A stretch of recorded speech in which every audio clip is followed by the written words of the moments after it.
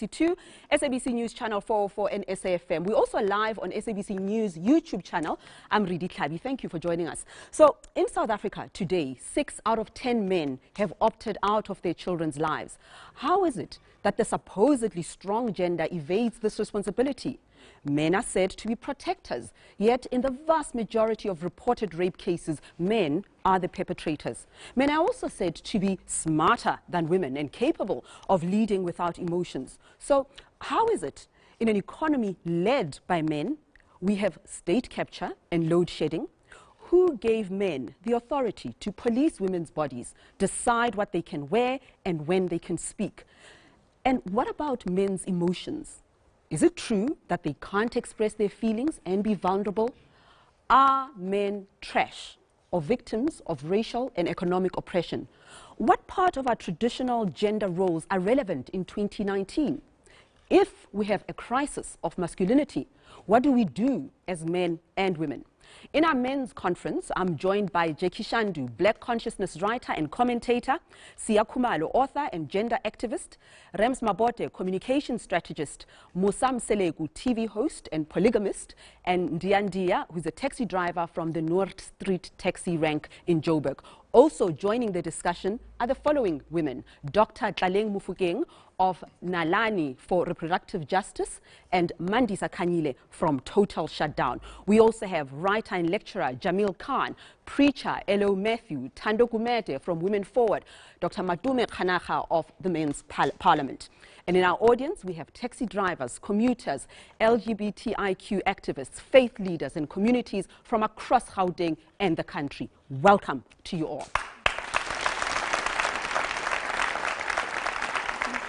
Okay, so you at home can have your say. In this week's poll, we asked how many of you agree with the hashtag men are trash. 1/3 of you said you agreed, 45% disagreed. So that kind of shows a pretty polarized situation. Do send us your comments on social media or vote for free right now. But before we start our debate on masculinity, take a look at this. Colonialism, apartheid, black men forced to work underground, separated from their families, fighting violent repression. Does this history help us to understand masculinity today? I think that the way in which the black labor migrant system and the prevalence of absent fathers, particularly in black communities, I think there is a way in which that has influenced particular understandings of what it takes to survive as a man. All of us have had something happen to us, but we don't walk around violating and raping people. And it's not that, black men went through all of these, issues around apartheid and white black women were just chilling. Over 100 rapes are reported in South Africa daily. Many take place in the home, others in public, including on public transport. 15 million passengers use taxis daily. I don't feel safe in a taxi. And then there was the recent spike in taxi rapes. That was really quite scary. Ndiandia and Hlengwa are taxi drivers from North Rank in Joburg. They say women are at least partly to blame for gender-based violence.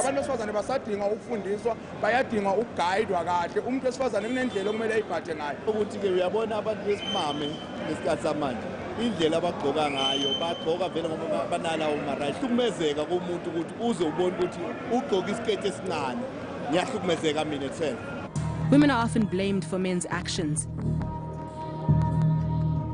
In politics, women are accused of entrapment. This cocktail of gender-based violence and blaming the woman is part of what has come to be known as toxic masculinity. It starts from a young age. Toxic masculinity is a set of behaviors, characteristics that people use or exhibit. Girl children get disciplined in certain ways because they're children, and boy children are told, well, because you are a guy or you are a boy, you mustn't cry, you mustn't show weakness. If I were a boy, even just for a day, I'd roll out of bed in the morning and throw on what I wanted and go. Drink beer with the guys. Toxic masculinity starts with who looks after children, who does unpaid labor, and whose voice dominates conversations. it is also about criticizing women for the same actions that we praise men for. Wherever we go, yes means yes, no means no. The crisis in masculinity is a global problem. Hashtag #MeToo was used to highlight the pervasiveness of sexual harassment in Hollywood. Sexual violence has got to go, hey, hey. In South Africa, the hashtag #MEnAreTrash provoked an angry response. So what's its message? It's about two things. The one is about collective responsibility and holding each other accountable and understanding that fellow men have that power. And the other one is about enablement. When you see masculinity acting out in ways that harm others, as a man you have the power to hold another man accountable and stop him from doing and make him understand that it's not okay. Masculinity. Is this the best a man can get? What I actually think she's trying to say. Making the same old excuses. Boys will be boys. Boys will be boys. Men need to hold other men accountable. Smile, sweetie. Come on. To say the right thing. To act the right way. Bro, not cool, not cool. Some already are. Multinational companies like Gillette have launched campaigns against toxic masculinity.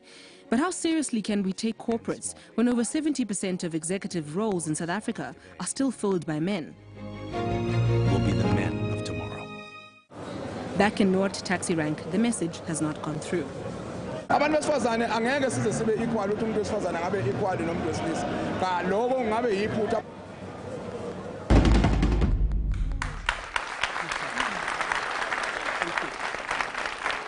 Okay, so let's start with you, Ndiandia. Firstly, thank you for coming to the program.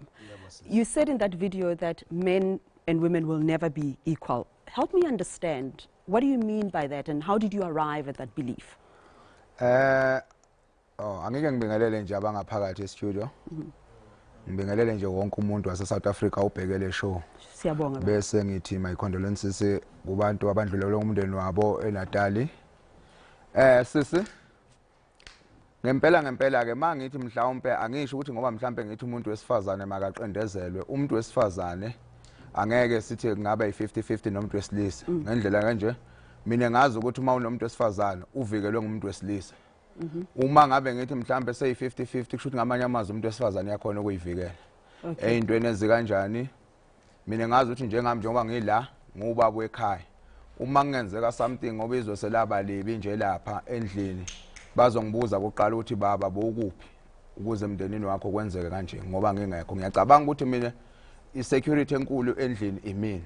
Okay. Ngempela ke indoda iyona enamandla noma ngabe umfazi angaba nemali ngaphezulu kwendoda kodwa indoda ubaba wekhaya nguyena onamandla ekhaya ngoba noma singena ekhaya ngekwesintu uma ngabe ukhulekela ngeke ukuthi emama ekhaya noma ngabe umama unemali engakanani kodwa uzothi ebaba ekhaya uhlonipha ukuthi ubaba uyena inhloko yomuzi yabo. Okay, let me just translate.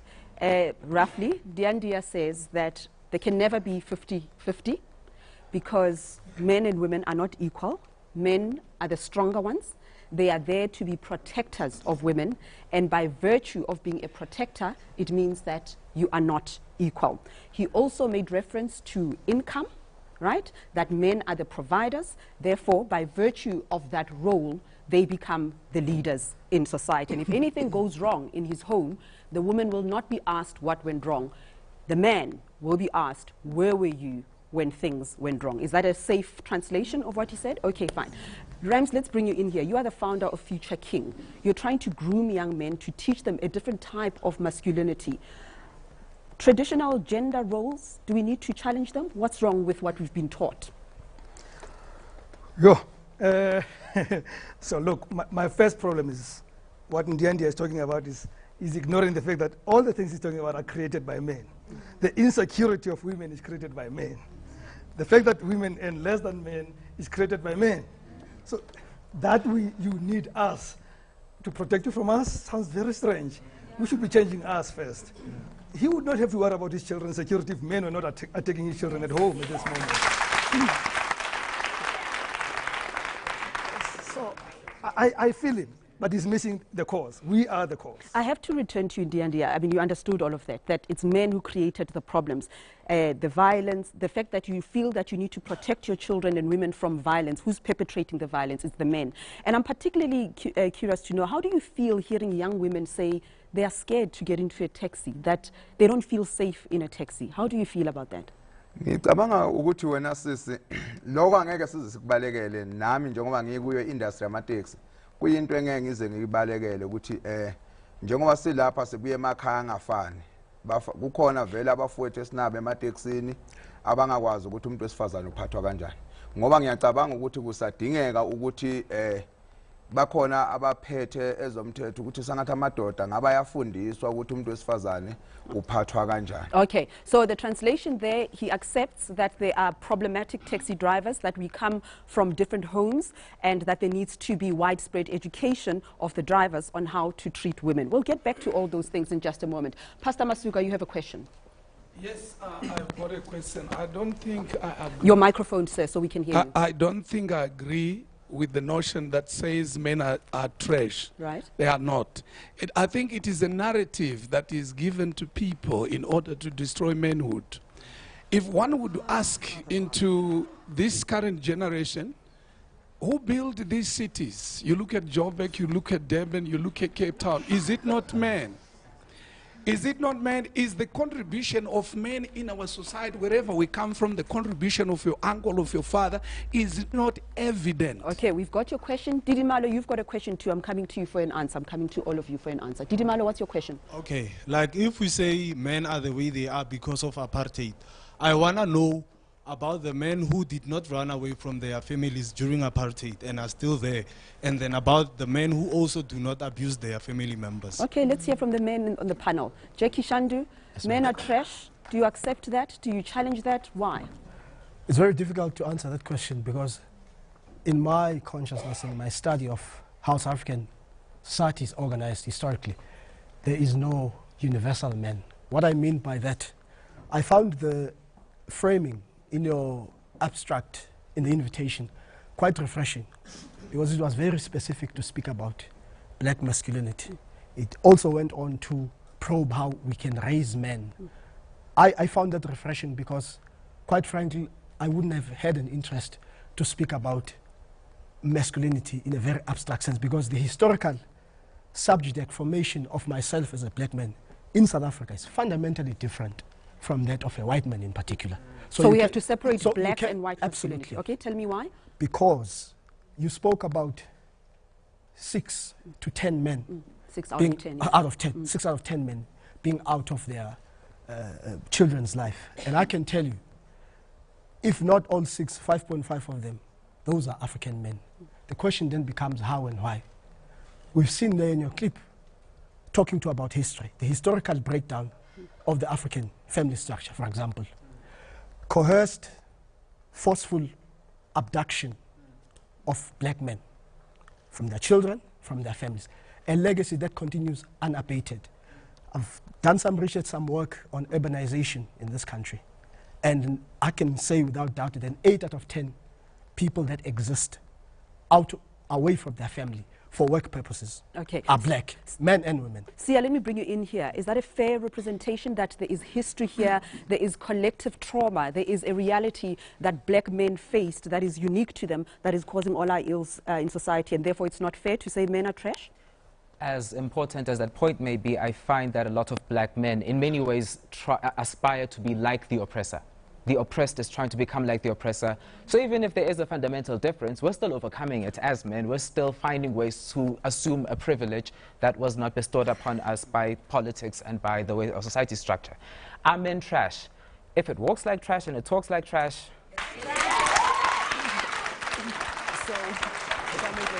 Yeah, very quickly, I want to hear from, I've given the men a chance to speak. I'm going to let you finish your point, and then I want to hear from Mandisa and Dr. No, finish your point, sir. All right. And one of the things that we heard is that men somehow built our community. Let's assume that that's true. Who was raising the children?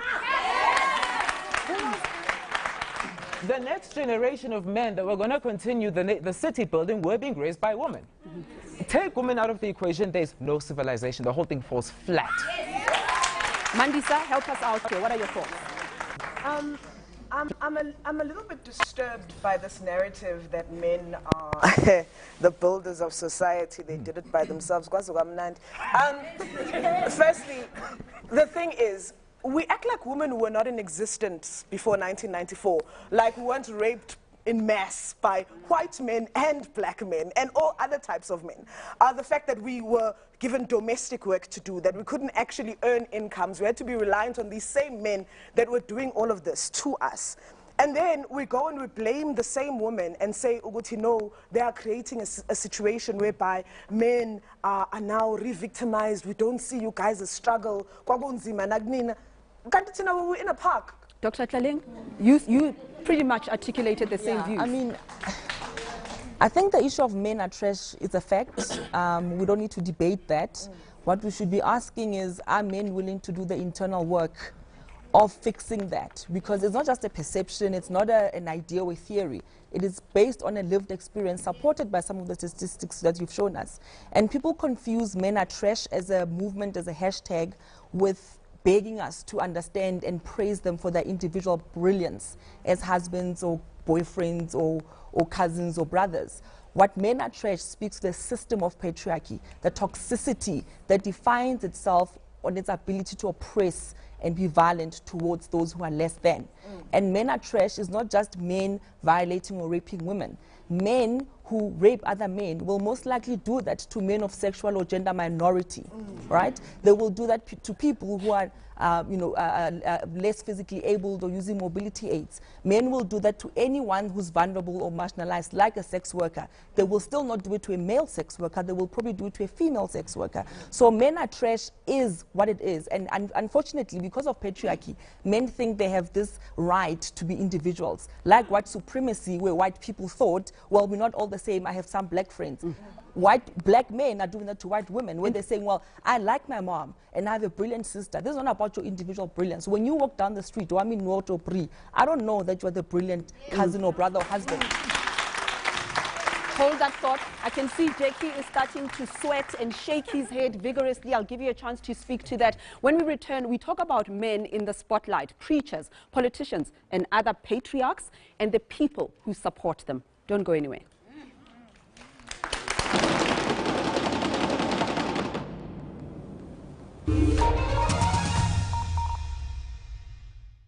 We do not just speak.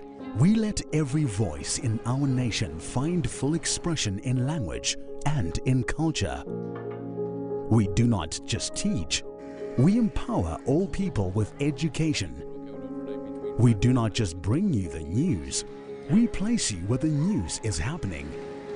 We do not just entertain. We take you on journeys.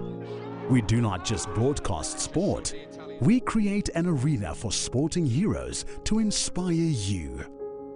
Ours is not just a job, it's a calling to ensure that everyone in our nation is informed, educated, and entertained. We're able to do this because you do your part. SABC TV licenses. It's all made possible by you.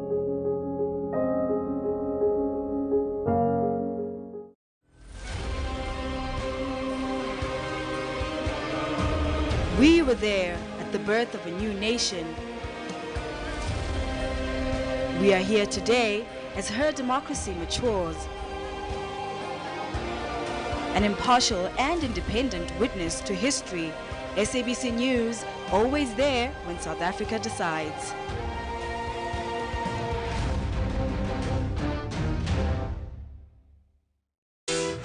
On Trends Travel, we bring you a full guide on all things lifestyle related.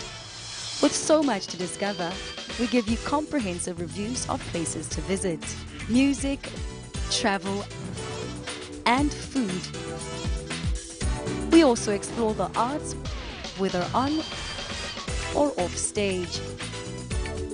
All this and more, be sure to tune into Trends Travel, Saturdays at 5:30 p.m.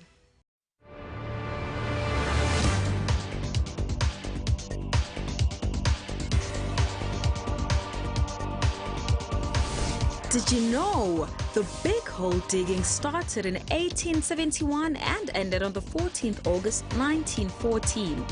The hole produced 2,722 kgs of diamonds. However, one diamond as huge as 490 carat of stone found in the open prior 1868 gave them the interest to dig. Extracted from 22.5 million tons of soil. Today, the hole sits at a breathtaking 214 meters deep.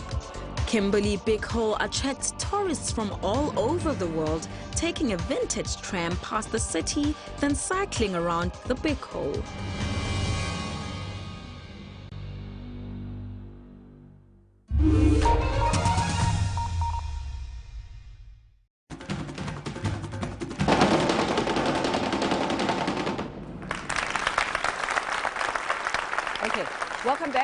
Welcome back to our men's conference, also known as the Big Debate on Masculinity, coming to you on SABC 2 and SABC News Channel 404. Men are supposed to be the fathers to their children. So what is the impact on children when a man walks away from his family?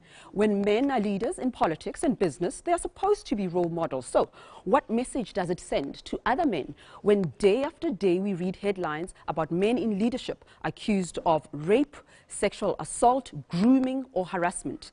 Let's take a question or a comment from our audience in just a moment. In fact, Manelisi, I believe we've got Manelisi, you've got a question. I'll come to you in just a moment, but it was quite heated because, Dr. Tlaleng, if I understood you correctly, you are talking about men are trash through the prism of a system, an institution, in the same way that we speak about racism. We don't sit and say not all white people are racist. We know it, but in practice, the system of racism and supremacy is right. So that's how I understood you, and you were shaking your head. Why? Yes, I take history very seriously.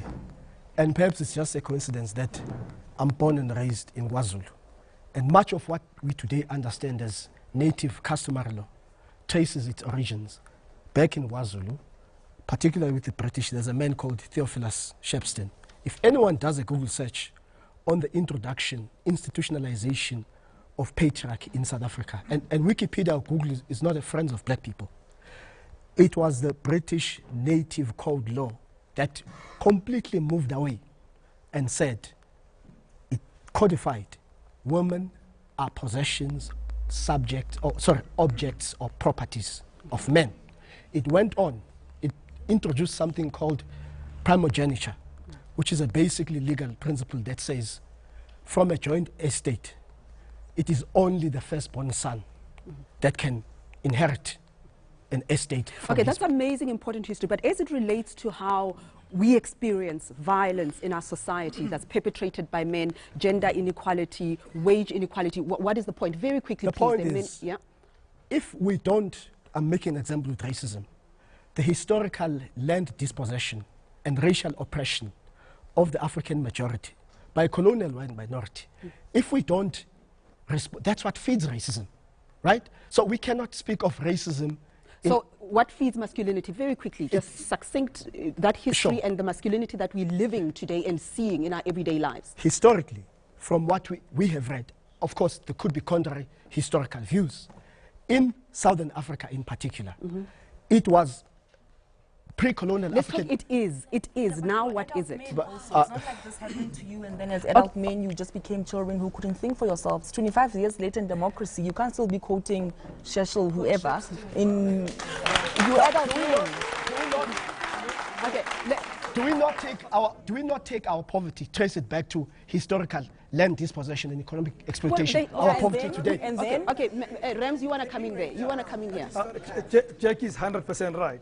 And so were guns brought by white people, but we're using them against ourselves. We can't keep on blaming white people for that. You know, we gotta take responsibility at some point and say, yes, Shepstone may have done that, Jackie, and I agree with you. And I don't know him, thank God. but we gotta take responsibility, make and move on from Shepstone, whatever he did. Mandisa, why are you getting worked up? What's going on there? I'm getting worked up because of the victimization, not victimization, the self-victimization of the black man. The whole, oh my goodness, woe is me, like things are so hard for me. Look at what happened in my history. I can't take responsibility for anything that I'm doing. And I'm like, Port Shepstone isn't raping people.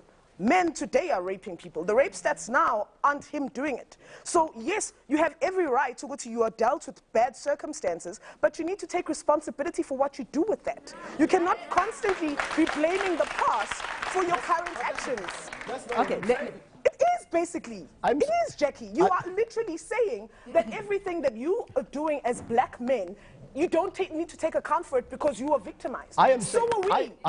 We were victimized too. And we're not doing any of I'm the not things that you're disputing doing that. on us. All I'm saying is we had institutions and structures in pre-colonial Africa that ensured that there are rites of passage, that when a boy transitions from being a boy approaching manhood, you take him somewhere and you teach him and you groom him and you train him on how to be a peaceful and a loving and a cooperative citizen in the country. Okay, And I'm saying, let's give other with people the a chance. colonial disruption, all those institutions were dismantled. If we accept that all those institutions were dismantled, here we are today with the tools that we have, with the knowledge that we have, with the evidence of the trauma of that past, of the imposed norms. We've seen how it's damaged our society. The question, I suppose, is what do we do now, and can men locate themselves within that chaos as perpetrators or people who are continuing the work of the historical figures that you are talking about today? And that is why we have future kings. That's that institutional thing that died, that the colonialists did. My brother, I said, well, we can do it ourselves. We can study it in a modernized way and teach the young men not to destroy society. Manelisi, you've got a question? Do you have a question? Manelisi, where's Manelisi? Oh, I beg your pardon. Manelisi? Sorry, sir. Manelisi, what's your question?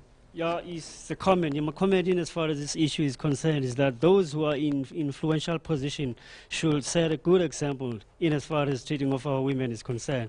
If the head is rotten, the body is likely to be rotten as well, such as the case of Zizikodwa, Polygamy, who were eventually suspended by their organizations. Thank you. Thank you. Okay, I want to address something. I beg your pardon, everybody. We're going to deal with your question because I think it's very important. But I don't want to pretend that there's a moment that didn't happen, because it did. I felt some discomfort, and I saw the body language among some of you when Manelisi said, our women. And hold on, I don't want us to attack him, but I'm just saying that in as much as we're going to talk about these matters, language is also important, because our women comes with possession.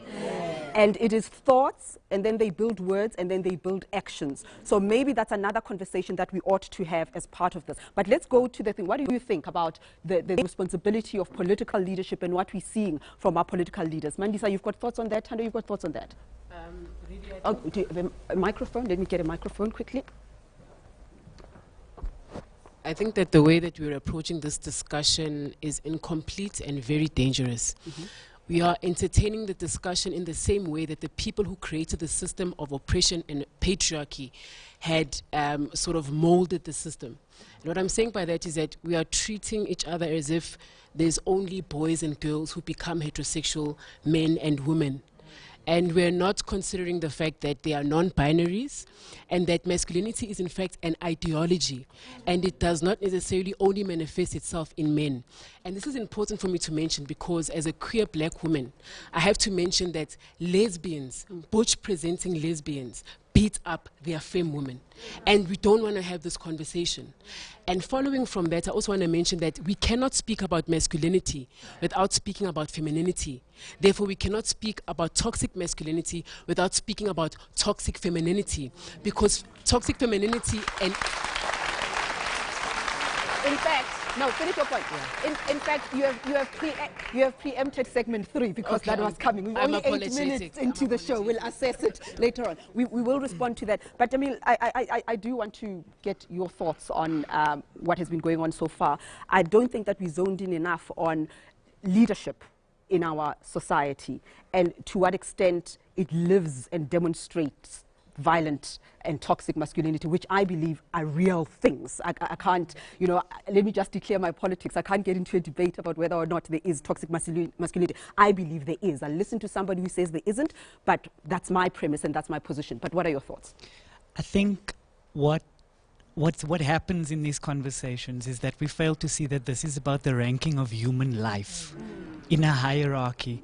And those things come about as a result of the intersections between all these oppressive systems that we talk about.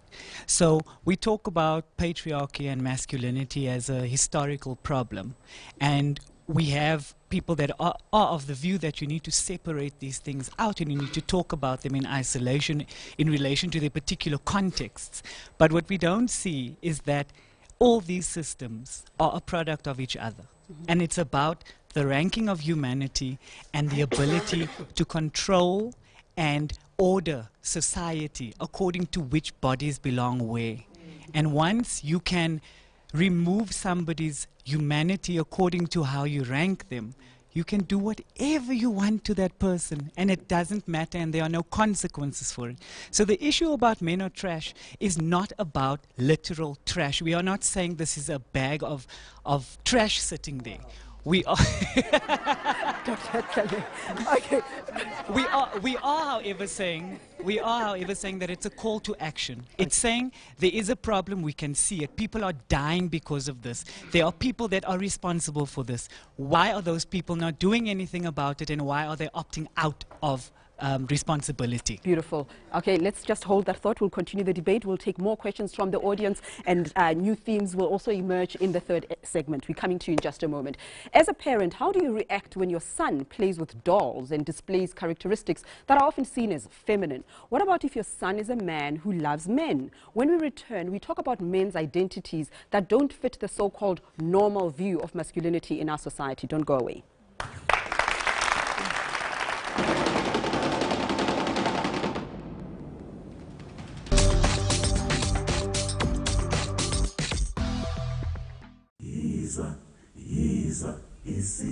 In my time, I've truly seen it all firsthand. Angizwanga ngizibonele ngalawam amehlo. Going through my photographs and reflecting on my memory box really brings back many life experiences that are bittersweet and humbling. In this, my homeland, I've entertained tourists and offshore traders. I've evolved from dealing with the battering system to trading foreign exchange. I've traveled to the ends of the world and tasted a diversity of culinary palates. To outsiders, I have lived alongside wild animals, tamed some, and collected livestock as wealth. So my memory box is overflowing. And don't get me wrong, I'm not bragging, but in fact, I'm breaking and hurting deep down inside of this heart of mine. Why? What for? I hear you ask yourself, my fellow Africans, friends and family. The images I have of me are those of the point of view of my onlooker, not those of myself, the subject at hand. I'm choking and suffocating at the chalice those anthropologists and filmmakers tie around me as some sort of grand name tag. Stories have been made and told of me, not of my own words. Films and graphic images have entertained millions of audiences at my expense.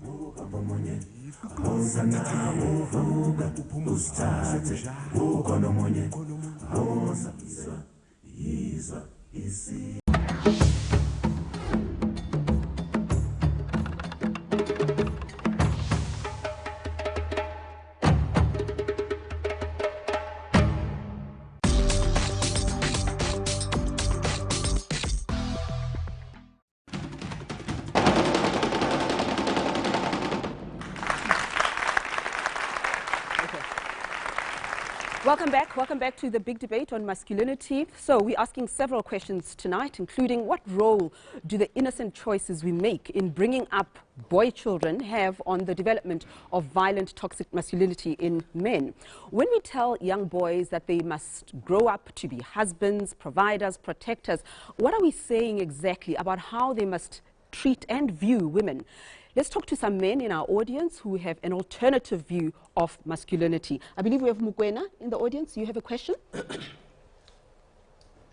My view is that masculinity should be seen beyond representation of a male figure, but also focus on general strength, vitality, vigor, and robustness. Should be seen as a condition of good health with stamina and ability to withstand and overcome adverse conditions. Okay, so just, okay. Okay, just very slowly, let's just interrogate this. Some of the attributes or characteristics that I heard in that question, I'm asking the question, isn't that part of the problem? The strength of men, that robustness and attributes, then what are we saying about the feminine traits? Have I misunderstood that? I mean, if you allow me, I think what we actually saying is that all of these characteristics are good for people to have. It's good to be resilient. It's good to be strong. It's good to have vitality and vigor, right? That's what health is about. It's about keeping people healthy and well for them to thrive in whatever situation they're in. But those things are not exclusive to masculinity. That's why we talk about safe spaces for women. That's why we talk about healthcare that's affirming for people who are LGBTQA or who are not even in that binary or identifying as such. But I think what we fail to see is that toxic masculinity punishes those who then don't exhibit those characteristics. And that's the problem. So boy children are being punished for wanting to wear lipstick. Women who are supposedly not beneficiaries or custodian of patriarchy are being punished for being bad women. And if you don't look in the policy in this country around, for example, sexual criminalization, right? You are continuing to criminalize women because they are bad behaved women. They are those women who decided what to do with their bodies. And it translates into healthcare, whether you're a young woman trying to get contraception. I've had patients with emergent medical conditions who will tell you, I can't make a decision because my husband is unreachable, right? That's a life and death issue. This is a human rights discussion. It's not about, you know, being nice or being likable by men or being respectable by men. I don't need, or I think a lot of women here don't need to be liked or respectable or affirmed by men. We are already enough as we are, but what we don't want is the violence, right? And the scriptedness of what a black womanhood is. And black womanhood is often in servitude of black men. I'd like to take further what you're saying. It actually even happens, if you go to prisons today, you're going to find young boys who were victimized to be men. You gotta be a man, you gotta smoke, you gotta carry a knife, you gotta fight back, you got to harass her already. I mean, she's a girl after all, you know, treat her like a woman. So they end up doing wrong things because they have to be strong, they have to be robust, they have to be men.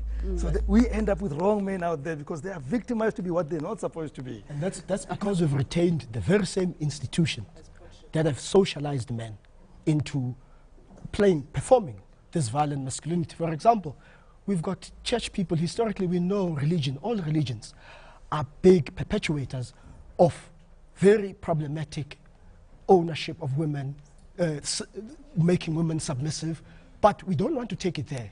We do. No, we can. I'm saying, okay, fine. All I'm saying is, that's why there are for women many of bishop us, in some we churches. want to keep the church, but we know the impossibility of going to the church and making it accept the common equal humanity of all human beings, irrespective of gender, race, and class. You look sexual orientation. You look at the education system as well. We've retained a colonial education system, which is designed according to the Eurocentric white supremacist value system, which is still responsible even for the subject formation of black kids, who, black boys in particular, who go on to emulate this patriarchy that we say we don't like.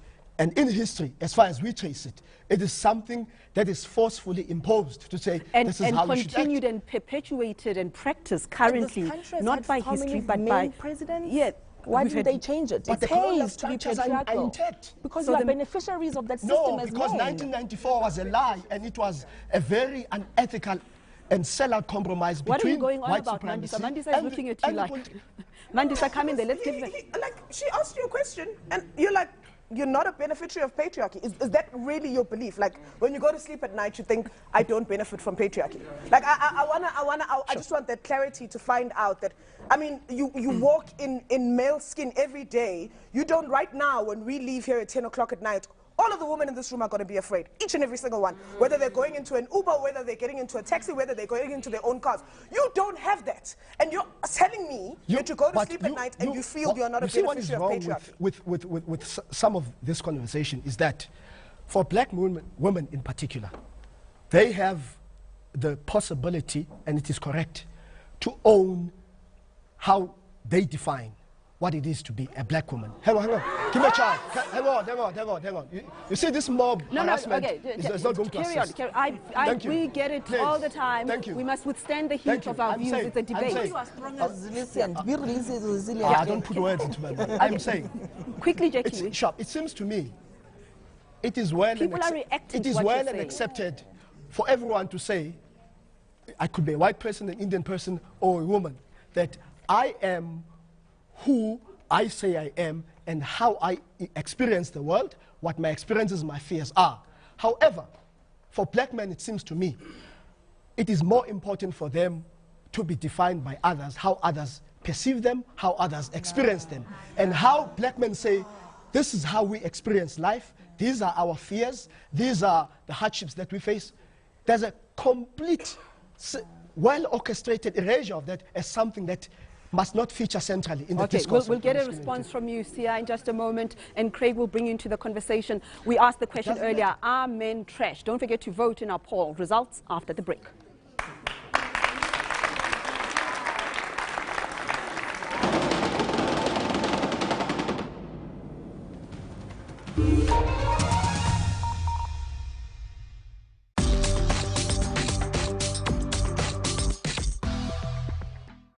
Get the facts first. In 1994, ek dink was ons almal was ook baie excited geweest. For South Africa, art was never a good thing. From a footballing point of view, there was never a separation. Get to the truth. There's still some serious issues in South Africa. Maar ek dink die regering kan regtig waar probeer om harder te werk om ke apartheid in Sutlile ke le ke swa ke batho ba rena ba democracy batho ba batsho e se makgowa. See what it all really means. Ek is geel want dit is die kleur in die verkeerslig wat vir jou sê wees versigtig. I still give South Africa red. We are somewhere in between. We're giving our democracy a green for sure. We're very happy. Democracy Gauge, weekdays at 5:30 on SABC News, Channel 404.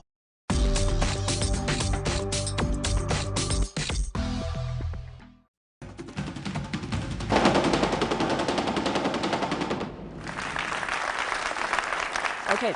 So welcome back to the big debate on masculinity. In our poll, we asked you if you agree with the hashtag men are trash. This is the hashtag that has come to symbolize the fight against toxic masculinity. Over a quarter of you said that it's a fair description of our society. Well, I wonder how many of those who say men are trash are women. If most are women, it would mean that most men who voted disagreed with the statement. So why are we so polarized and divided? Let's hear the views of our studio audience. I believe we have Bomi. You've got a question? Good afternoon, everybody. I'm Bomi Shinga. My question is with regards to our culture, seeing that we have things like polygamy, whereby a man is allowed to have more than one wife, then how would men feel? Like, how would it make them feel if then women can also experience, or rather choose to do that thing as well and have polyandry and have more than one husband, since we are all human? Okay, I think I must take the question to you, sir. Okay. All right. That's very. Okay. Hold on. What just happened here is very, very interesting. He hasn't even spoken, and you are applauding. Are you applauding him because he's a polygamist? Are you? Okay. No, yeah? Thank you. Sitting here, having listened to what has been said so far, let me start by saying I don't agree that men are trash. Yeah.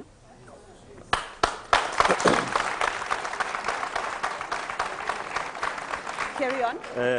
I think we need to draw a distinction between things that have been done by certain men, which can be regarded as trash, because not all of us fall under that category.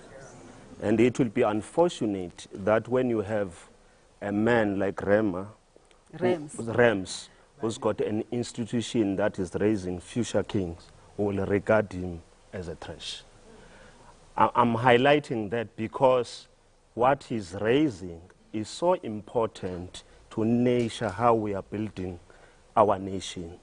Secondly, I need also to be educated as a man who's leading a big family, which in it I have women, which I'm not so sure whether should I call them my wives now, because I heard a man there saying our women and there was an issue. I'll help you. It's a very simple one. It's a very simple one. Okay. It's a very simple one. Ridi Tlhabi is not our women, but the women at home are your wives, right? So those are your I wives. But can. generally in society, I think your marriage should be a negotiation about what you all agree on. In any case, that's not what we're talking about. But the point I'm making is that what we're talking about is the public and collective ownership of any woman and every woman all over the world. Anyway, let's just answer that question. So I'm safe when I refer to them as my wife? Ask them. Okay, no, it's fine. Ask them. Ask them. No, not us, ask them. No. And then answering the question, ordinarily, the life that I'm leading was never initiated from the beginning by man, but it was based on a matriarchy, where the first wife was the one who was identifying women that should be taken and come and form part of the family. But when that broke, men initiated the process. Now it seems as if it's men who want to lead this kind of a lifestyle. The question is, I will tell you why that is important. It's because the issue of possession or subjecting to women into a lifestyle that they would not want was never there, because it was a matter that was negotiated by the mother, the first wife of the family. So that's a defense of polygamy, but the question specifically is about polyandry. Would you support the... No, I wouldn't support polygamy. No, let him speak. Let him speak.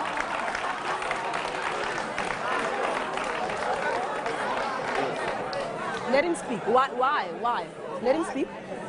Carry on. We can hear you. Your mic is on. I sold an idea when I initiated this kind of a lifestyle, that I want women to get married to me.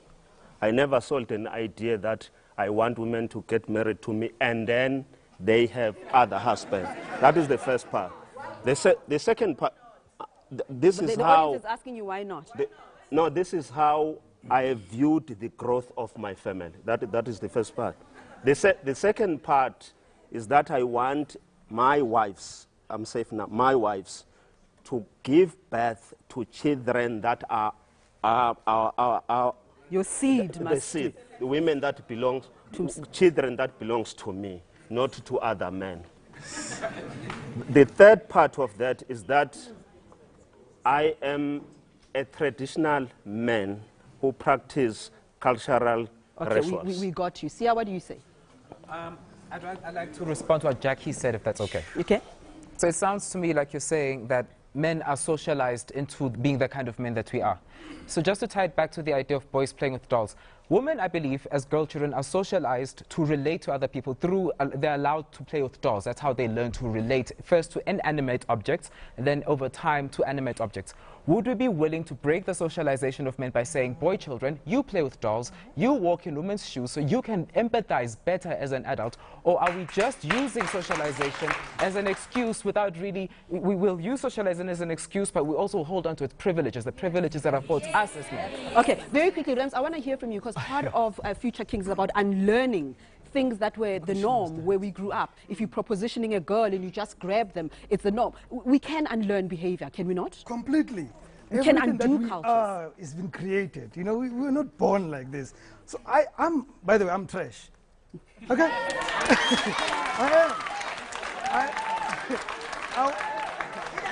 I was born in a society that gave me privileges. Let's hear how he justifies it, because all you're thinking about is dustbin and you're living it there. Let's hear the content, the gravitas. Born, bred and raised, and I still live in a society that gives me privileges as a man. Yes. Now, I could be trash by acting as trash, or looking away from trash, yes, or just institutionalized as trash, and I am institutionalized as trash. So I work my way out of the institution and work young men out of the institution of trashhood, that you can actually become a human being and be a great part of society without grabbing really by the arm and forcing you to do things. All right, so when we return, When we return, we're going to get last word from our panel in this hour of the debate. Don't go away and don't miss the second hour of our debate coming up shortly on SABC News YouTube channel, or visit bigdebate.live/watch. Also watch SABC 2 at 10 p.m. on Wednesday night to catch the repeat of the full 2 hours. See you in a moment.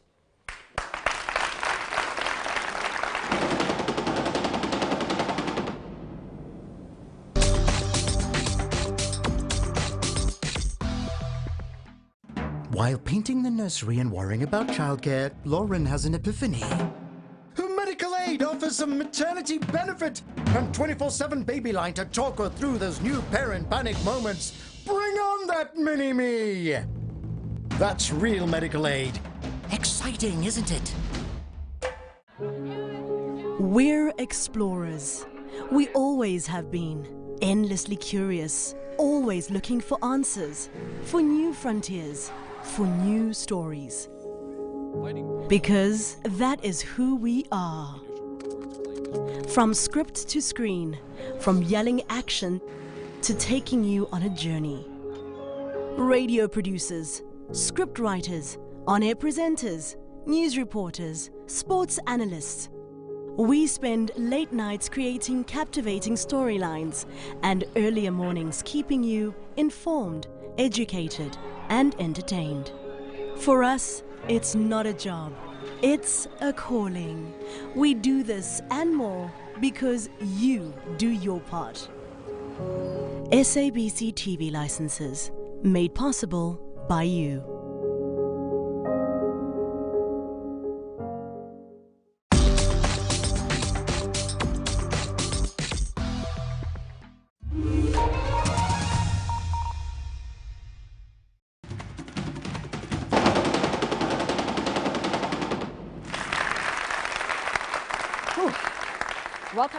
Welcome back from the big debate live in Johannesburg. We are talking about masculinity. We're getting final word from our panel in this first hour of our debate. It will continue later. So Mandisa, you look very tired. This is your daily struggle. Final word from you about... My final word is just, I would like to see men of this world, not necessarily South African men, and this doesn't have a race group, because all race groups of men need to take some level of responsibility for their own actions. They need to learn to do better, and only then can they be able to have some kind of, how can I put it? There can be legitimacy to this not all men nonsense that they try and shove down our throats. But for now, I still stand by men are trash. Jackie? Thanks. I mean, I don't have a problem with people, whether they're male or female, saying men are trash, by the way. But I have my own views. And it's interesting because, on the one hand, we do agree that the contemporary poverty, landlessness, economic exploitation of black people today goes back to history. Sure. But when it comes to the issue of black masculinity in particular, there is profuse reluctance to historicize it. And historicizing it does not necessarily mean you justify it. There's a difference between explaining the historical development of a phenomenon, to say, this is where it comes from. I was saying to my sister earlier, it is very troubling and disturbing, this assumption that because maybe some of us are not public figures and we lead private lives, that we come here and we are told, you look away, you don't intervene when other men perform violent and toxic masculinity. I have a scar here. It was in a restaurant where I intervened in what was supposed to be a private, because I just had someone humiliating someone. Hang on, allow me to finish. Wrapping up, Shandu. Sure. So I'm saying it's very sad that masculinity is homogenized. There's only one type of masculinity. There's nothing as benevolent or progressive masculinity and non-violent masculinity. We're not looking at the complexity of being a man? Yeah? I think he's proving, he's proving the point that there is a hierarchy to the order of who's afforded human rights and who is not, but more importantly about who's heard and who is not. For as long as men want to center themselves in their egos, when people who are lower than them in the hierarchy, who have less power than them, say to them, in my lived experience every single day, these are the difficulties that I have, these are the anxieties that I have when I see a man across the road and I have to change. The difficulty of me having to think, when I leave the big debate now, is my dress long enough? Will someone call me by my buttocks or my breasts, right? The experiences of black men But I matter? let you speak. The problem is you center your ego and you erase and silence victims. And that is the problem of toxic masculinity. We are not here to be liked or respected or whatever it is, but the point is you cannot forever reference history. History also happened to us. What happened to the bodies of black women in apartheid was legislated violence, using medications with unspoken side effects, which continue to affect women to this day. Generational trauma that pregnant women carry through birthing children that apparently black women owe to the black nation to just be these incubators. That is the problem, is that you are centering men's egos and ideas of what black womanhood is, over our own lived experience. Have you learned anything? Have you thought about something in a different way? That's valid. Yeah, sister singakhuluma kuse. Ngikunegama engilithandayo engilisho ngesilungu nithi some of men.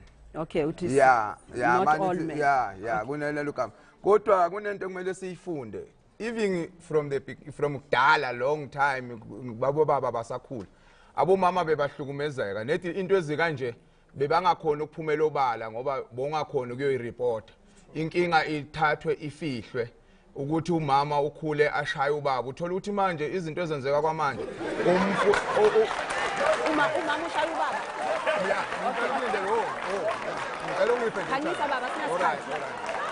Okay. Okay, we must wrap up. I'm sorry. What he basically said was that in the past there was always violence and oppression, and there were instances where women were beating abobaba men, and it was hidden. So that is now a problem. And Jackie Shandu says it still happens. Women are beating up men. Okay, Sia, very quickly, your comment. Really, I don't imagine anybody would walk into this men's conference knowing that they have a highly contagious and lethal disease to spread to everybody in the audience. So why are so many of us men stepping into power, leadership positions knowing that we have these wounds from all of these things? We have a list of things that we say, this wounded me, this wounded me. You know you're carrying these toxic, festering, psychological wounds from all of those things. Why are we not dealing with those things before stepping into positions where we have so much influence over what happens in society and over little children? If these oppressions really were real, we're going to take some responsibility. They are real. We're going to take some responsibility for managing the way we pass the issue on. That's what I think. Okay, we'll continue this debate in the next hour, and I hope you will tune in to watch the full 2 hours on SABC2. In a study published by the Medical Research Council, almost 2 out of 5 men in Gauteng admitted to having raped a woman. Throughout the country, women feel unsafe in public, especially in taxis, as we heard in our insert. Some men are taking action to challenge toxic masculinities. Others defend traditional gender roles. Are men trash? And if so, do we have the vision to reimagine what it means to be a man? You decide. Don't forget to vote in the elections on the 8th of May. Watch the second hour of this debate online now on SABC on Wednesday at 10 p.m. From me, Ridi Klabi. Bye for now.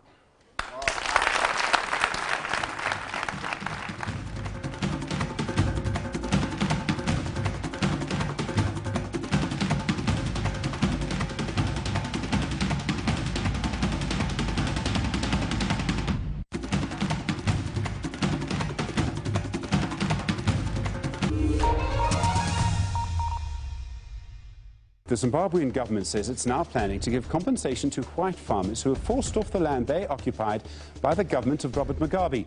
For reasons of political expedience.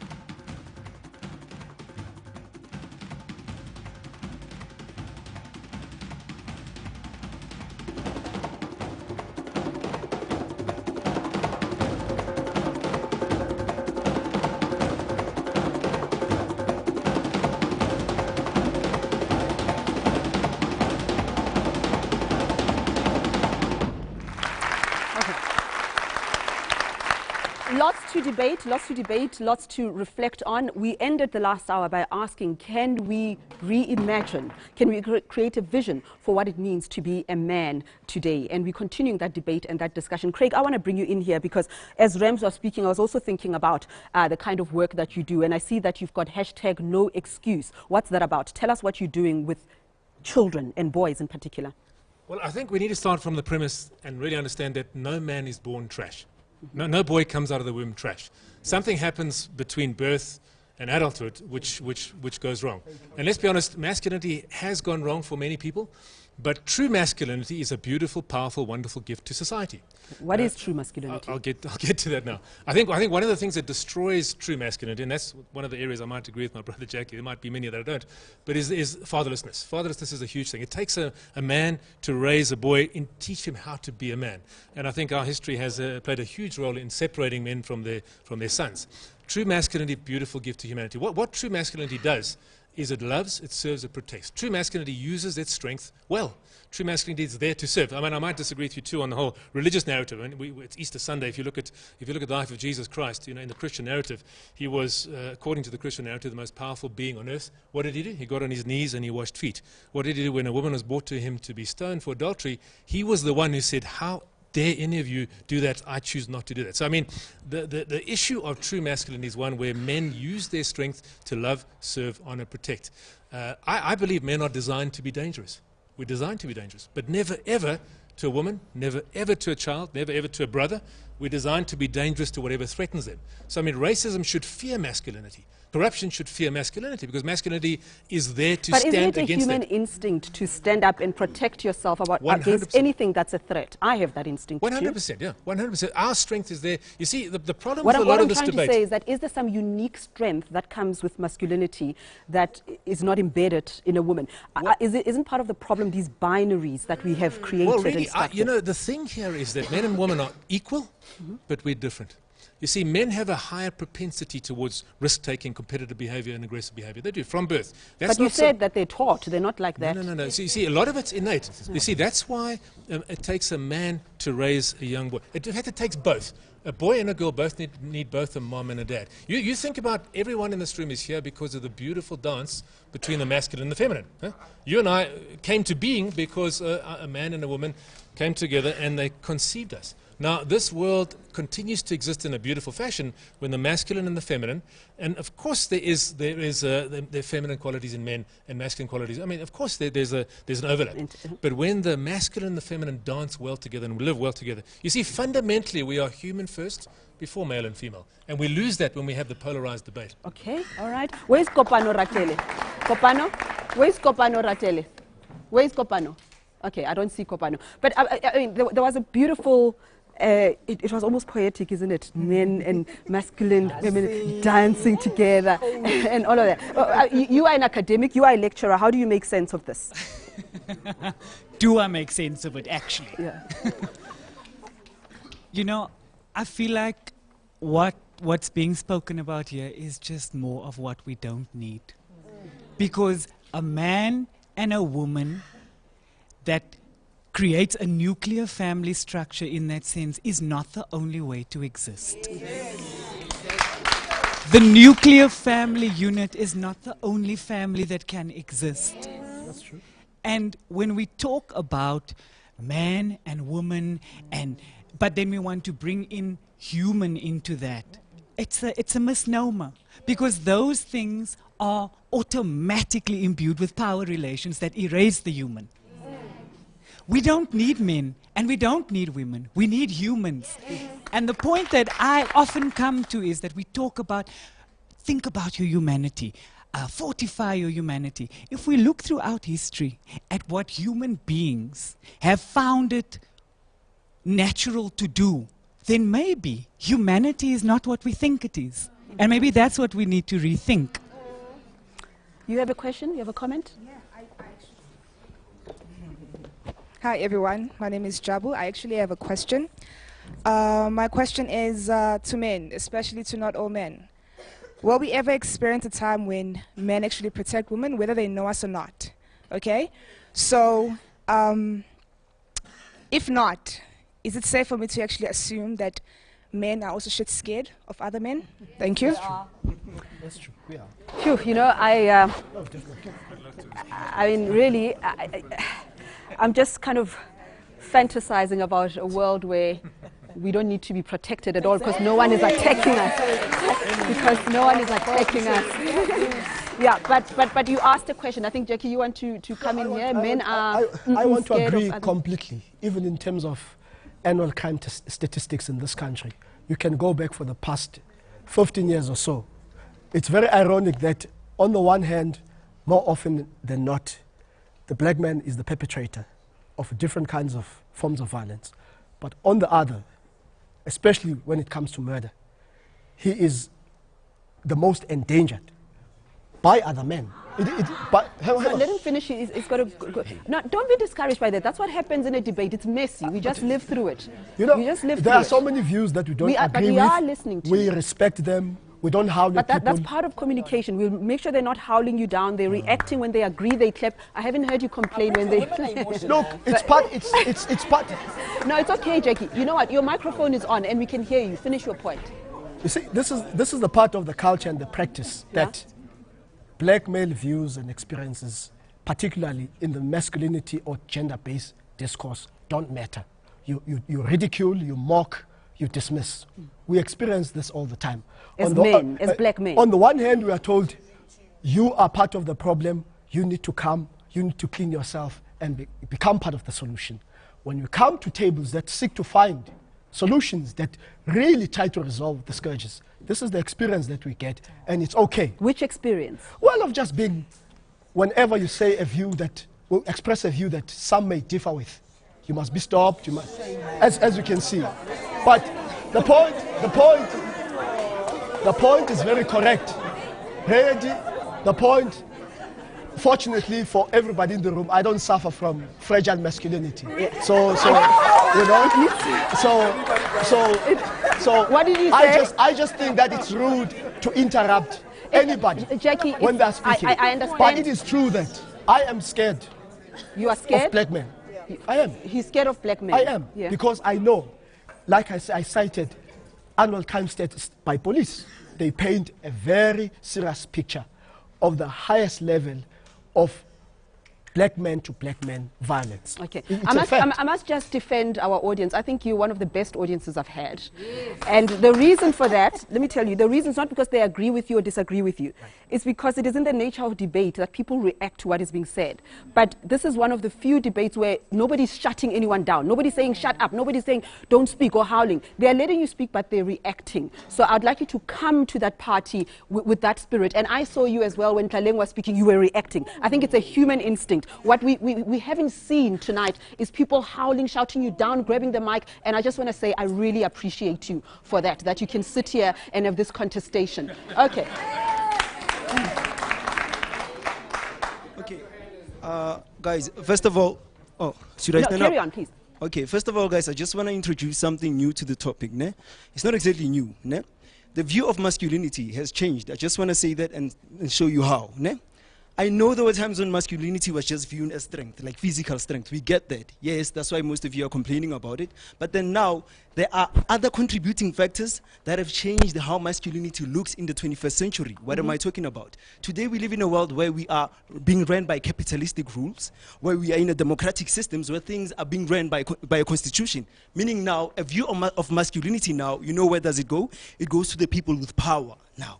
It's no longer about gender, it's about a person who's in power. So you guys, even though you can call us men and say we're trash, I can get where you're coming from, but still, you need to understand this, that even you guys now, at this 21st century, you have power, and some of you abuse that power. There are women who are CEOs. There are women who are CEOs. There are members of parliament. You see, you are reacting now. Okay, carry on. Finish your point. Finish your point. Let him finish. Let him finish. Let him finish. There are members of parliament who are women. There are women who are in positions of power in this 21st century, and they are now controlling what other people are supposed to do. They are the head of power. Remember, masculinity is a view. Remember that remember too many that people are speaking to me. Let's hear him and then you'll speak. Okay. Yeah? Remember that masculinity is a view or a perception of power, of what a person who's in power does. And now in the 21st century, women are now in power. Academics, a state of mind has been viewed as a way of power. And now you women as well, you have found your ways to abuse men in your own ways. Now, I'm going to finish it with this. I'm going to finish it with this. Wait. Okay. All right. You can't make a speech. You can't make a speech. Finish the point. I'm just going to finish my my point. point. I really want to be fair to you, but you have to now finish. Okay. Now I'm just going to finish my point with this. To you guys, even though we understand and consent with whatever you're saying, just don't throw stones when you're living in a glass house. Thank you. Okay. All right. Okay. Wait. You saying please. What's that about? No, already.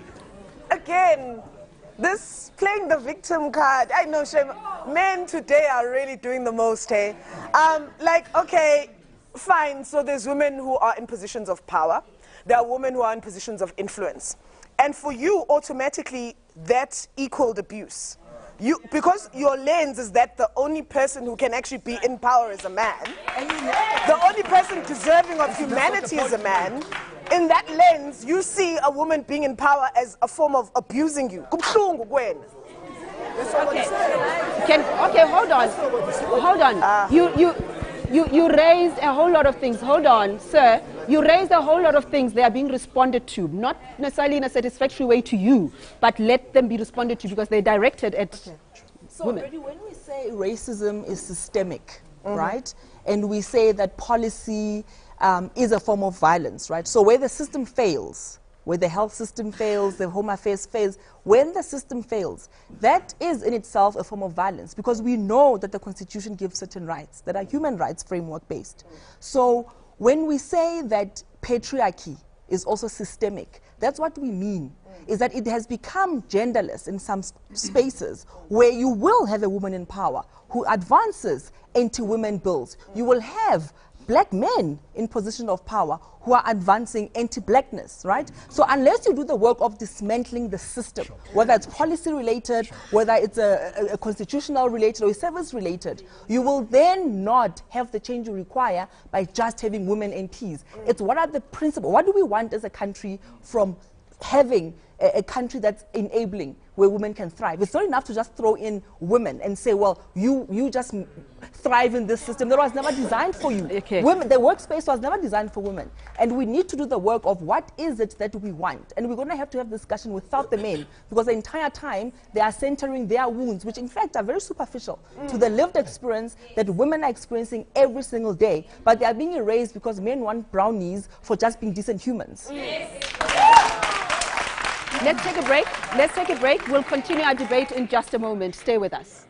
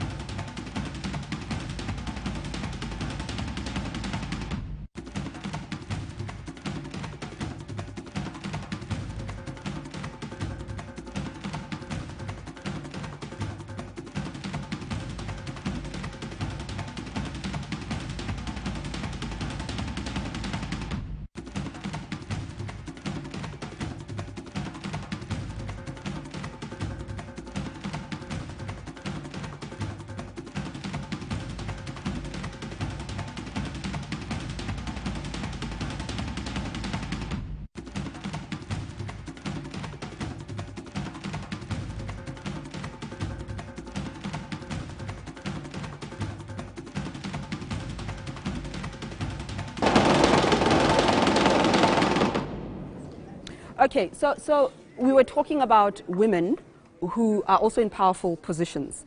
In my experience and observation, that doesn't necessarily annihilate patriarchy, because even the women who are in those positions are facing some form of sexism, some form of questioning their abilities and their skill, some form of violence. And I think it would be irresponsible of me if I don't mention that representation doesn't necessarily mean power and equality.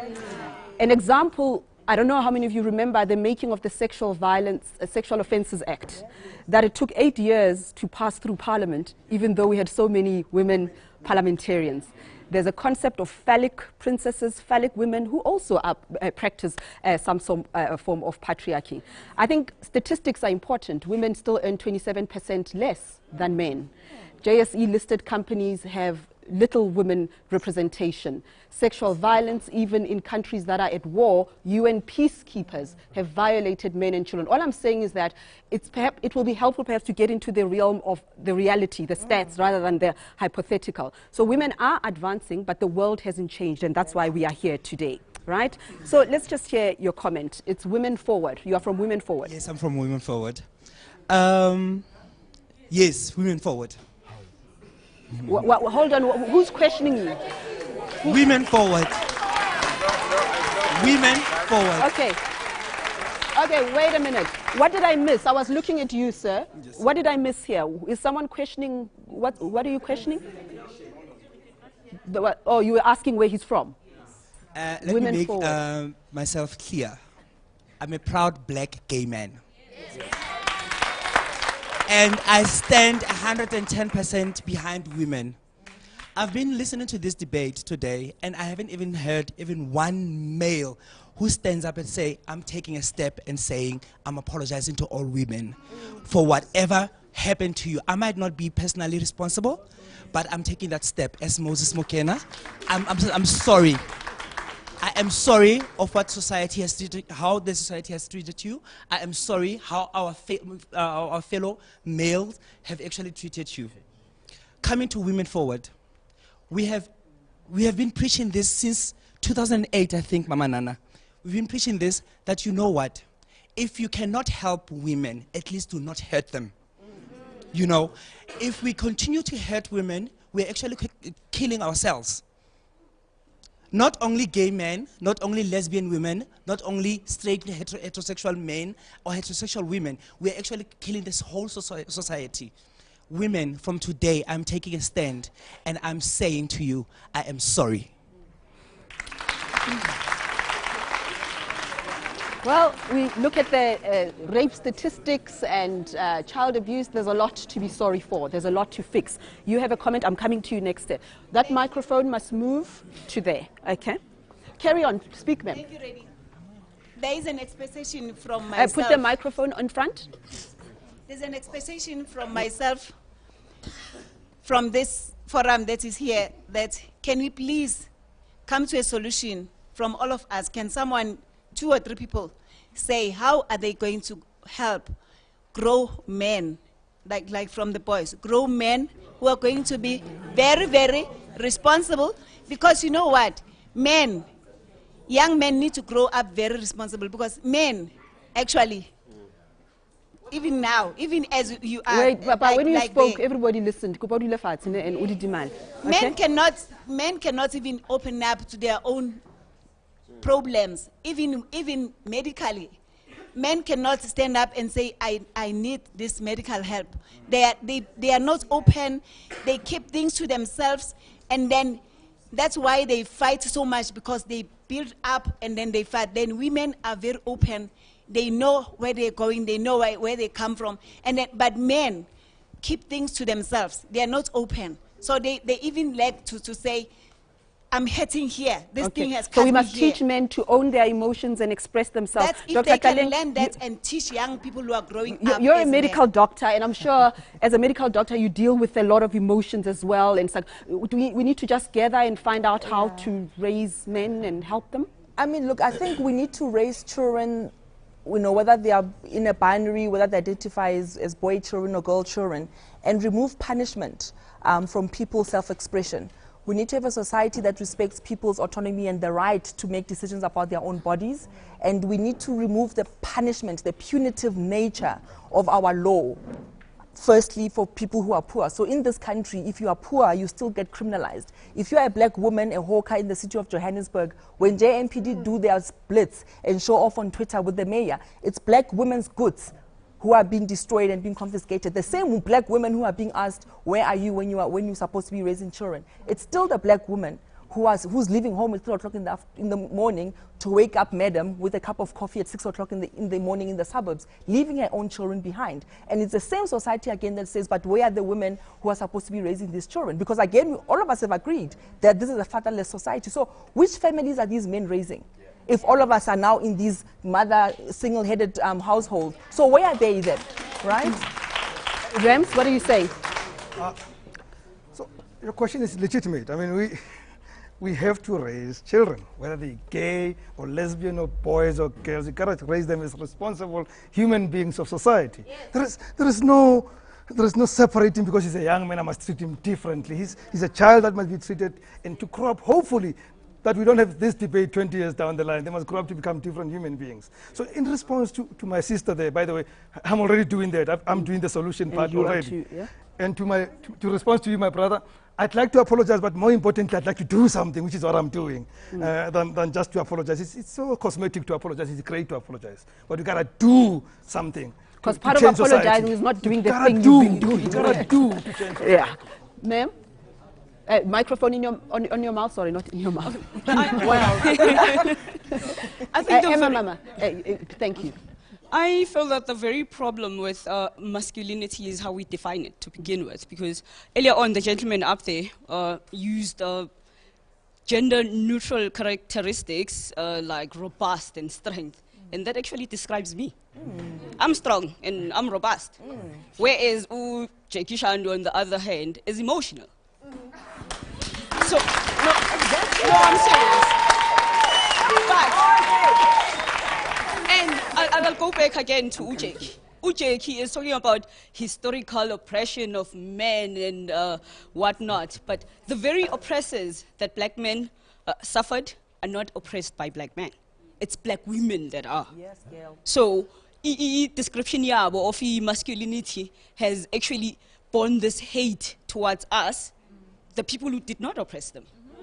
And then it actually boils down to when you call a black man umlungu, he gets excited. Mlungu wami. That's my white. Call him, call Ujeki, or any other man. Call Umandla, umfazi.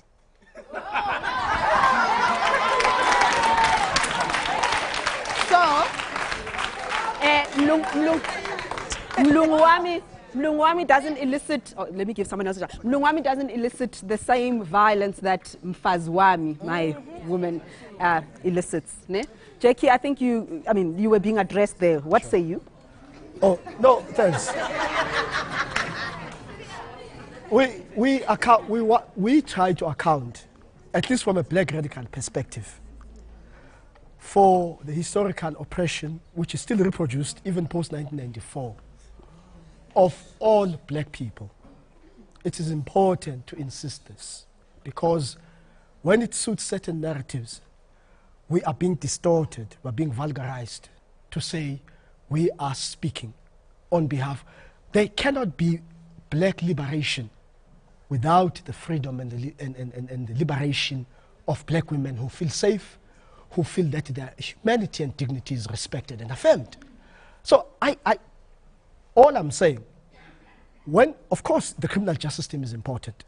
We must remove away violent and problematic people in general, men in particular, whether they rape, they steal or kill. That's important. But for me, a sustainable solution can only arise, whether you're talking about racism, whether you're talking about gender oppression, whether you're talking about class exploitation in South Africa or in any society.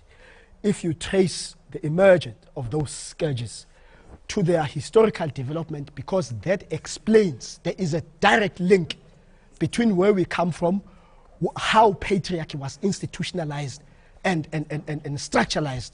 If you don't deal with that, it seems to me already, we want to maintain the JSE. We want to maintain the corporate sector as it is, but somehow we imagine that we can deal effectively with patriarchy, which is a contradiction because by design, by the way, racism is in the DNA of capitalism.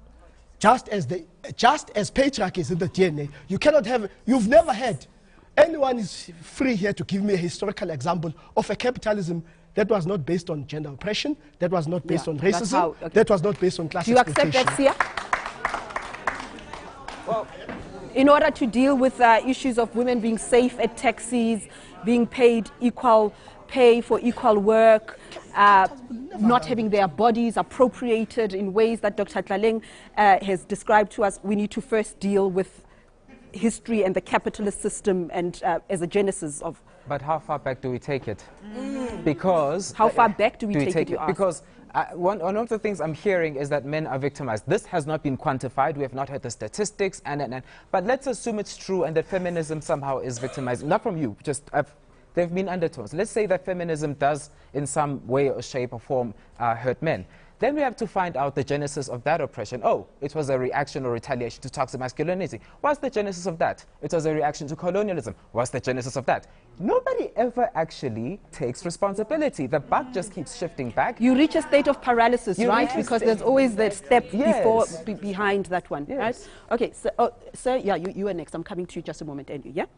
Thank you for the opportunity. My name is Mongezi Mhlanga. I'm from Gauteng Department of Social Development. I'm the secretary of Men's Forum in the department. I'm also the coordinator of SA Men of the Year Awards. Now, I want to respond in the form of providing solution. Okay, what's the solution? Quick. The solution, what we have done as the men's sector, is to create a platform for men to empower one another. We have programs such as the boy-child dialogue. We have programs such as men-to-men dialogues, whereby men come together, we talk, and then we are able to empower one another. Are there any changes? Is it leading to a change of perception, a different way of talking about women, to women? Is it leading? Just tell us what the output has been. We are actually advocating on behalf of women. We are also advocating against gender-based violence. Therefore, there is a great impact in the sense that there is a great impact. Finish your point, sir. Yeah, quickly. There is a great impact in the sense that the perception of men in the men's sector He's speaking changed. softly, but let him finish. All the discussion that has been brought to the table, for me, it is centered in the past. However, with what is happening right now in 2019, men out there, we are standing up and say, I will stand up and be counted against women abuse. Okay, I love the idea. I love the idea of standing up. I love the idea of men getting together to talk and empower each other. But something came out there about how we are advocating for women. Isn't that also part of the... Firstly, over and above the fact that that's like, it's what the standard response is from the department. But then if we're going to start talking about social change and behavioral programs from the department, let's talk about how you'll use the same individual for 5 different social change programs. They sign a register and they don't do any.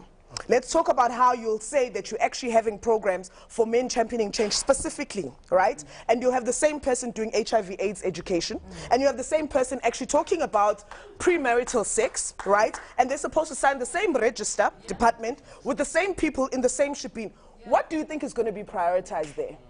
So I think let's also start talking outcomes, because that's what she was asking you. What are the outcomes of these programs? You have them, they exist. I actually did training for men championing change. I know it exists. However, is it being actually implemented on the street? Do you have people right there who can say in communities, I've got 40 men who have changed because of this particular program? We don't have those stats. Okay. We have to take a break. I'm coming back to you. We have to take a break. We have to take a break. Guys, stay with us. We'll continue in just a moment.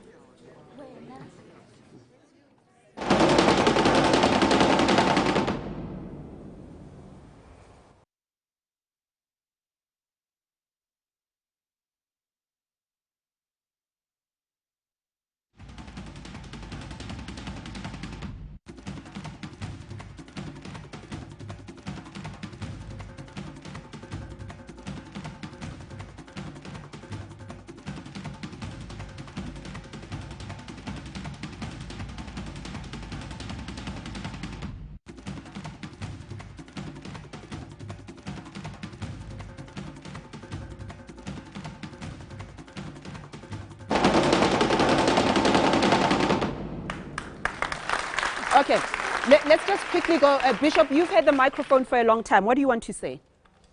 Sambi, let me admit that I am a trash.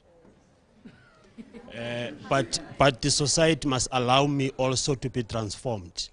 We are trying our level best as men to change our behavior. But funny, this society, South Africa is such a selfish country. We are trying to change. When you go back home, we call up by all sorts of names. Good, you see. Who do you live with? Yeah. So I think. Wait. So no, I think. But who's calling you those names? What are they saying? And I think what we was I need to find solutions. Yeah. I think what we need to do, because this war of which we have created, my friend here is entertaining history. I think it must come. I think it must come to an end. Maybe we need a treaty, conference, something, where both men and women sign it to say this war must come to an end. It's no longer exciting. You can come up with all these big names. Sorry, let me finish, because I've been listening to you as well. I've been listening to my brother. We can blame apartheid, colonialism. This is boring. Our people are dying. Our people are dying. We need solutions. This thing must come to an end. Craig, quickly. Thank you. Thank you. I'm coming. Yes, I'm coming just now. Yes, I think perhaps what hasn't been said enough today is the very true fact that there is never an excuse for abuse, ever. No matter what a woman says, doesn't say, doesn't wear, it's irrelevant. A man has never ever an excuse to abuse or dominate in any particular way. And that's why I agree with my proudly gay brother over there, that as men, I agree, I apologize deeply to every woman that's ever been hurt or damaged by a man who calls himself a brother, because that's not a brother. That's not what men do. Men don't do that. It's just completely and utterly unacceptable. And we need to start from that point. But let me just make one more point. The solution to this problem is not to demonize men. The solution to this, men, is to call out the good in men. You see, men are designed to protect and to be a safe space. And we need to call that out in men so that they can be that. Okay. You have a comment, Babatunde? My name is Baba Punto. I'm from Ebukusini, and we have a program let's hear. called Shabaka Men of Africa. We also have a program called Kandaka Women's Initiative. I think one thing I'd like to say, and I want to talk to my black sisters and my black brothers. This is a very serious debate, and I feel we're making it into a Jerry Springer show. And what I want what I want to communicate is, as African people, having this discussion at this point in time and realizing that maybe we haven't come as far as we wish, there's an oppressor sitting applauding this. This is also part of a design. We're not supposed to love each other as black people. When we engage in this laughing at each other and saying, look at sisters saying nonsense, our brothers are being backward, this is exactly what is supposed to happen. Yes. And I want to just say this to brothers, because I applaud sisters who have, after a very long time of having been forced to be silenced, taken the step, walking forward, defining their problems, demanding without asking for space, asking for permission. As brothers, and I think somebody said it as well, we also need to have a space where we can discuss for us. Not because we want to be away from women, but because what we see in this room as well. What do you think men need to discuss in our country? Well, first of all, we need to understand our problem. Because even we can hear from this room that some of us haven't really digested what it is. I mean, we say we're not trash, but we're not listening to what women are trying to say to us. They're trying to say, deal with the fact that I don't know if you're a friend or an enemy. I don't know if you're safe. I don't know if you're my brother. So even if you say I love my black sister, that doesn't mean anything to a woman if she cannot trust that she knows that she's with somebody who respects her. So my point is, because I love the black woman, and I don't say that as a cheap thing, but I love her, and I understand that I represent a gender who has violated, who has copied what white men has done to us, who represent the oppressor in the bedroom, in the office, on the street, everywhere. But I also know that I'm one of those men who want to get out of that, and that's why we started Shabaka, because we know that many young men out there are trying to change. change. And we need to be able to also do that, because I understand that sisters are tired. Are you still discussing this? Are you still not understanding that? Some of us don't, because the privilege we have, we don't really have to. So that's why, I just want to say this, I'm sitting in front of African men every week who cry, who pour their heart out, who talk about the pain, who talk about them being raped, who talk about them being violated, who talk about them never being listened to, who talk about, and I'm just saying this is a part of the pain that we also need to presence. And I think what my brother is trying to say here is that some of us experience, and I'm not trying to hush any woman in this room at all, how would I dare? But what I'm saying is that, raise your hand, man, if you have sometimes learned that you should be quiet in these forums. Some of you have learned that you should be quiet in these forums because you feel that your pain is not listened to. And what I'm trying to say, maybe sisters are tired because they have their own shit to deal with. So maybe we need to find those forums where we deal with what we need to deal with for freedom. You want to speak about this? Yeah. You want to speak about this? Yes. Carry on, please carry on. I'm coming. I think the other question that we need to be asking ourselves is whether the family institution is still relevant. I will tell you why I'm asking this question. Is because when we raise our kids at home, there are certain things that we speak to them. We are not necessarily creating them to be bullies or abusers, but we are nurturing them to be responsible people.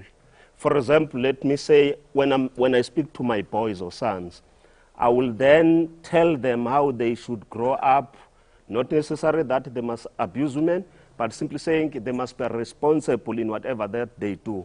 For example, if I don't tell my sons that if you impregnate a girl, you need to be responsible, and there's a certain age where you need not to do that, that is why we'll then have a problem of fatherless society, because once we don't deal with certain values amongst family institutions, because sometimes we say here, no, we don't need women and men, and now I'm not so sure how should then I be addressing my kids, how I should be raising them. There's so much that needs to be ironed out, so that when we have this society, we know exactly how should we be trading. Because sometimes certain things that we teach our children, they make them to be responsible children as they grow up. If we don't teach them those things, we will then have people who do not know what they need to do when they are growing up. What do we need to teach boys in particular, based on everything that you've heard about the pain, about unequal pay, about sexual violence, about don't cry like a little girl, about, I'm thinking about other examples, and I'm thinking about what you raised earlier. Who remembers when Lindiwe Zulu was advisor on international affairs for President Zuma, former president? She issued a statement and the Zimbabwean government disagreed with her, and she was called a street girl. Recently, Lindiwe Sisulu did something with the Rwandan opposition, and at the highest level of diplomacy, she was called a slut. Lindiwe, the former DA MP, Mazibuko, every time that they attacked or they offered a counter argument to what she was saying, it was always about her hair, it was about her looks, it was about being a T-girl, and then somebody said she's got substantial weight, but I'm not sure about her stature. I wonder whether those kind of things, those subliminal everyday uses of language and locating women, whether that's something for us to think about what it reflects about our views of women. Just a thought. Okay, Ndia, you want to say something? Carry on. Kunento eshiwo ngumama neshiwo ngubaba Mseleko neshiwo ngubhuti ngale ukuthi uma ngabe ukusho ukuthi njengalento ekhona angeke sikubalekele ukuthi vele amadoda kulesikhathi samanje ayaganga njengengane encane. Okay, siyakuzwa kwabafazi uthola indoda ukuthi idlenge umntwana omncane ona 2 years ongaze lutho kubudlobongela kubulwane kithi thina amadoda nokungakhulumi ukuthi kukhona into ekuphethe kabi njengokuthi njengami nje manginento engiphethe kabi ngiyishare nobaba Mseleko ukukhuluma kuye lapha bese kuthi mhlawumbe njengoba bathi umama kuyadinga ukuthi ingane seyikhulise kahle kukhona ingane enengane kulesikhathi samanje sorry ukuthi ngilisebenzise legama lelevosho le ingane zevosho ziyamithisana zodwa okay ningahleki le ingane ziyamithisana zodwa uthola ukuthi ingane ina 18 icede iyaqeda this year esikolweni isi pregnant or ibe pregnant inomntwana imtholele lapha eHebrew eflatini lo mntwana ukukhula kwakhe ukhula ubuka lempilo leya la stratini asike sithole indlela yokuthi singamsiza kanjani ukuthi azakhule ngoba uyabona njengokuthi njengoba ubhuti asho athi abafazi mangaba sasebenza uma ungathi uyamtshela umama wakhe ngoba kwamama wakhe kwayena akakhuliswanga kwayena akakhuliswanga uma wakhe angeke azayithola indlela yokuthi akhulise lo mntana wakhe amthole evoshweni naye uyivona.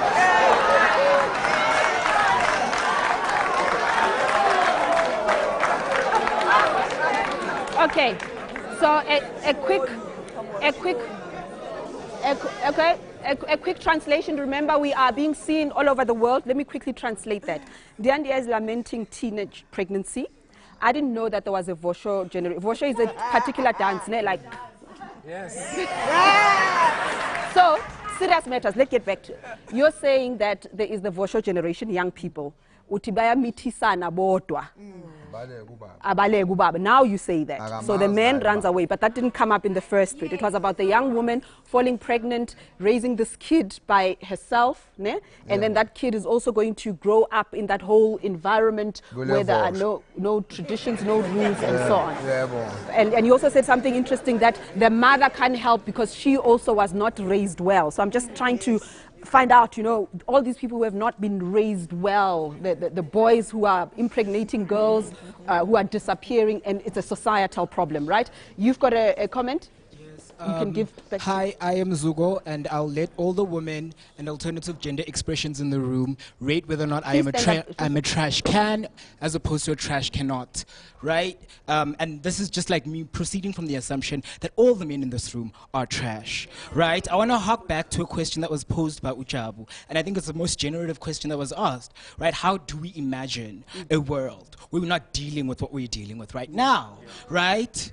Jackie, you're scared? That's how far you're going to go with expressing your emotions and how you feel, right? And like the point that I'm making is use your intellectual black radical tradition, use an ounce of that to account for your own emotions, to find out who the women in this room are calling forth when they're saying all men are trash. Going on about the communisms, ideologies, masculinity, all of those things, that's a way of avoiding the very scaredness that you are feeling hypothetically. There are women and people in this room that feel this, and it's an immediate experience. That's how they are knowing the world. Sit with that. Thank you. Jackie has a right to respond, and then you. Jackie has a right to respond. Quickly, Jackie. Thank you. Again. Okay, let Jackie speak, guys. You asked Jackie, let Jackie speak. Again, when black men speak about how they experience the world, what their challenges are, what their trauma is, what their fears are, it is often received with irritation. You've said that already, Jackie, but I suppose where we're going now is it's range, yes, that's the word. Because your position is that it is disturbing. And it's funny enough, there's a concept of erasure. Okay. Right? It is... But Jackie, you've been doing this to people as well. You interject. Don't take it too hard. Just carry on speaking. It is... Carry on, Jackie. I'm saying, you cannot... listen to him. This is my parting shot. Your parting shot? Yes, I'm saying, you cannot retain structures and institutions that were designed, developed, and implemented and materialized to produce and reproduce violence and racism and unemployment and all these things. You cannot retain them and at the same time want to speak about how you can hang on. This has been going on for so long. And then you want to argue here that in retaining those institutions, you still imagine a world without racism, a world without patriarchy, a world without exploitation. It just cannot happen. You want to speak to that, what was raised here, quickly? So I think the other issue with the debate that we have is that the things that we take for granted, the ways in which we link male to man and female to woman, and we take for granted this inherent nature of man and woman and female and male. The reality is there are bodies walking around here that happen to have penises, and there are bodies walking around that happen to have vaginas. That does exactly, and both. And that does not necessarily translate into man and women. The point about what I'm saying is that I find the solution lies in addressing the meanings that we have attached to man and woman and changing what that means so that eventually we can come to a humanity that is not strangled by a binary. Thank you. Ntate Shandu, we've heard you. Thank you for your history. It's not relevant to us right now. Thank you for recognizing that men must apologize, but it's not enough. Thank you, Ntate Rems. Let's do something about it. The absence does not mean necessarily mean that the male figure is not present in the sense that maybe the father died and the child is raised by a female figure. But we have males, men, fathers that are present right now in 2018 that do not know how their kids are raised, what it takes to raise a child, and we want to know what goes through the mind of a male, of a father, of a daddy when they reject a child that they created, be it or for sure or whatever. The fact that the male was present in that for sure. So the male must take responsibility. We want to know what goes through the mind of a male when they say, no, it's not my child, but he was participating in the vosho. Thank you. But Ndiandia, you just said, how are you going to, you just said, uzomkhulisa kanjani ungamazi okabani? How are you going to raise the child if you don't know whose child it is? Okay. Ngisepointini lika sisi lapha bengenza iexample ukuthi njengokuthi ingane zamanje sisi zingakhona ukuthi zikhule kahle. Uyabona ienga kubantu besilisa, ingane iyakhula ikhuliswa ngumama wayo. Akayitsheli ukuthi ingane yakabani. Ingane lokhu iyabuza mama ngubani ubaba wami. Ubaba wakho wayeyinja ka. Okay. Cha man. All right, okay.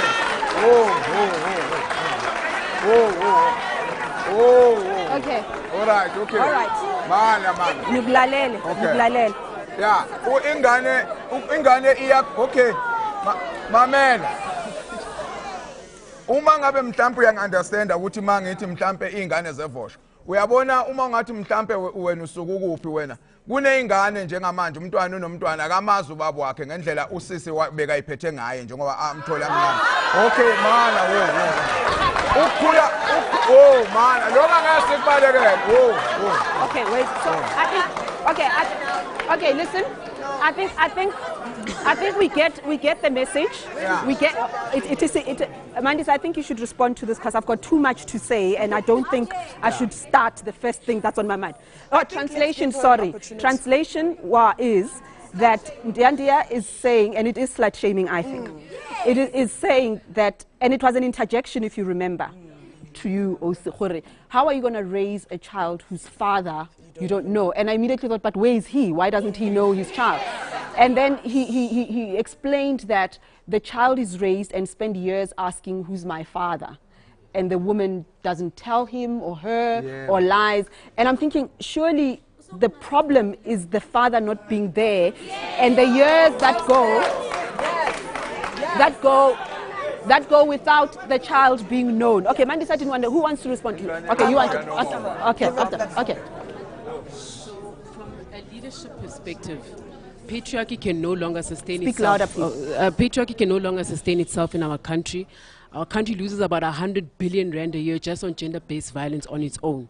So from a practical implementation point, school-based interventions that aim to deconstruct patriarchy in the classroom.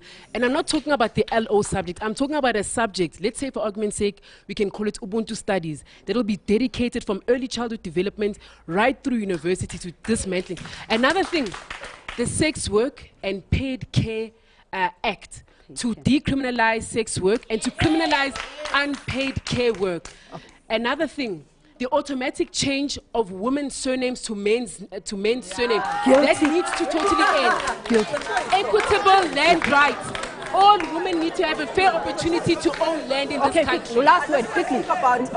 So, I mean, I have to talk about the issue of the the teenage pregnancy. We're wrapping up quickly. Yeah, right? So on the issue of teenage pregnancy and young women, right?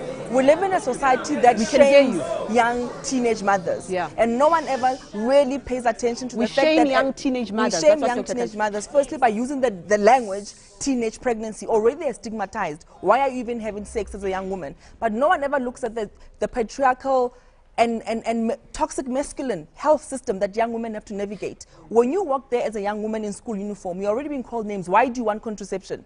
If the nurse does help you on that lucky day, all right, you're still not having enough quality contraception to choose from. Yeah. If you do go on one, no one ever tells you why will it fail, don't take antibiotics or continue using a condom, or here are the symptoms of pregnancy, and when you are pregnant and you don't want to be pregnant, come back here, this is how we can help you. There's gatekeeping everywhere. Men complained about the original flavorless condom and said it was noisy. What was the response? They got 4 flavored condoms in Parliament, and yet we accept that young women are the one at risk. So every health solution around HIV, because that's all the health department knows, is centered around the penis. Yes, we accept that the people at risk are the ones who are women and those who are with vaginas, whether it's transgender women or sex workers or people injecting drugs. Yet those are the people who are criminalized by the system. So the system itself is violent. Last word from you quickly.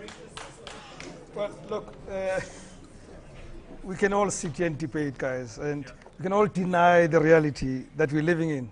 I like what you're saying. This is an economic problem more than it's just, it is a human problem but with economic consequence. We're destroying this society by being who we are, by being the nonsense that we are and we're trying to defend in this room.